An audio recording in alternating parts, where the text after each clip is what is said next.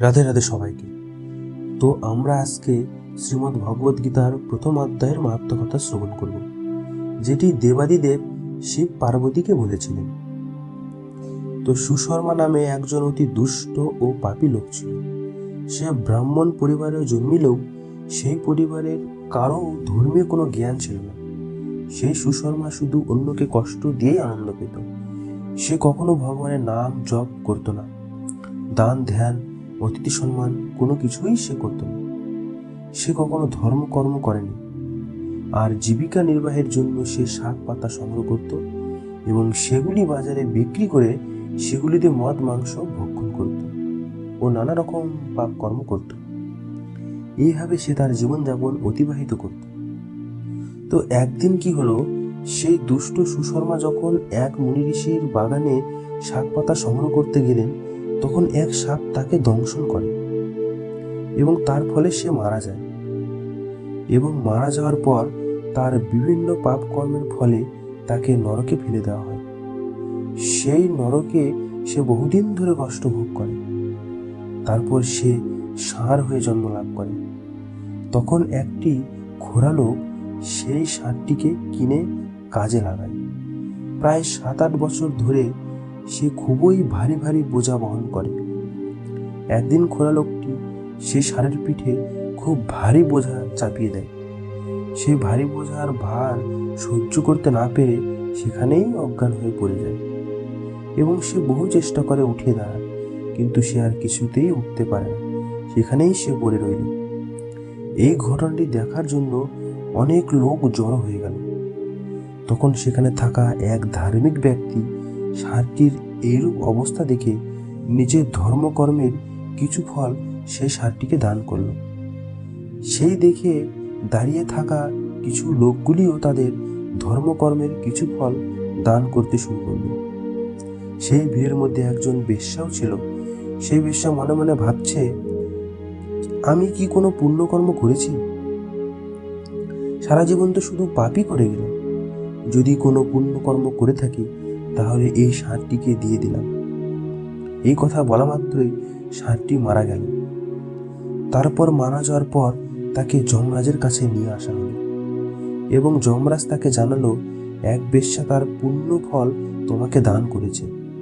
সেই জন্য তুমি পূর্বে যে যে পাপ করেছ সেই পাপ থেকে মুক্ত, আর সেই পুণ্যের ফলে তুমি বৈদিক সংস্কৃতি সম্পন্ন ব্রাহ্মণ পরিবারে জন্মলাভ করবে। যমরাজের কথা মতো ব্রাহ্মণ পরিবারে জন্মলাভ হলো, কিন্তু তার পূর্ব জীবনের কথা সে মনে করতে পারত। তার মনে ছিল যে এক বেশ্যা তাকে পুণ্যফল দান করেছিল। সেই পুণ্যের ফলে সে নরক থেকে উদ্ধার লাভ করেছিল। তাই সে বেশ্যাটিকে খুঁজতে লাগলো। বেশ্যাটিকে খুঁজে পাওয়ার পর সে তার নিজের পরিচয় দিল। সে বেশ্যাটিকে বলল, তুমি কি এমন পুণ্যকর্ম করেছিলে যার ফল নরকের শাস্তি পাওয়া থেকে আমাকে মুক্তি দিয়েছে? তখন বেশ্যাটি উত্তর দিল, হে মহাশয়, এই খাঁচার মধ্যে একটি টিয়া পাখি আছে। সে রোজ কিছু আবৃত্তি করে। সেই টিয়া পাখির আবৃত্তি শুনে আমার মন সম্পূর্ণ বিশুদ্ধ হয়েছে। সেই আবৃত্তি শোনার ফল আমি তোমাকে দিয়েছি। এই কথা শুনে দুজনেই সেই টিয়া পাখিটির কাছে গেল আবৃত্তি শোনার জন্য। তখন টিয়া পাখিটি তার পূর্ব জীবনের কথা বলতে শুরু করলো। সে বলল, পূর্ব জীবনে আমি এক পণ্ডিত ব্রাহ্মণ ছিলাম, কিন্তু অহংকার বশত আমি অন্য সকল পণ্ডিত ব্যক্তিদের বিদ্রুপ করতাম এবং আমি খুব ঈর্ষাপরায়ণও ছিলাম। সেই কারণে আমি মৃত্যুর পর বহু নরকে দীর্ঘকাল যন্ত্রণা ভোগের পর এই পাখি দেহ লাভ করেছি। আমার অতীতের পাপ কাজের জন্য শৈশবে আমার পিতামাতার মৃত্যু হয়। একদিন যখন আমি তপ্ত বালির উপর কোনো সংরক্ষণ ছাড়াই অসহায় হয়ে পড়েছিলাম, তখন এক ঋষি আমাকে দেখতে পান। আমাকে তারা তাদের আশ্রমে নিয়ে গিয়ে একটি খাঁচার মধ্যে রেখে দেন। সেই আশ্রমে ঋষিদের ছেলেমেয়েরা শ্রীমদ্ ভাগবত গীতার প্রথম অধ্যায়ের আবৃত্তি শিখছিল। তারা শ্লোকগুলি বারবার আবৃত্তি করছিল।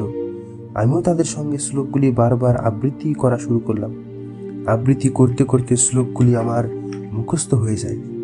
কিছুদিন পর এক চোর সেখান থেকে আমাকে অপহরণ করে নিয়ে যায় এবং এই মহিলার কাছে বিক্রি করে দেয়।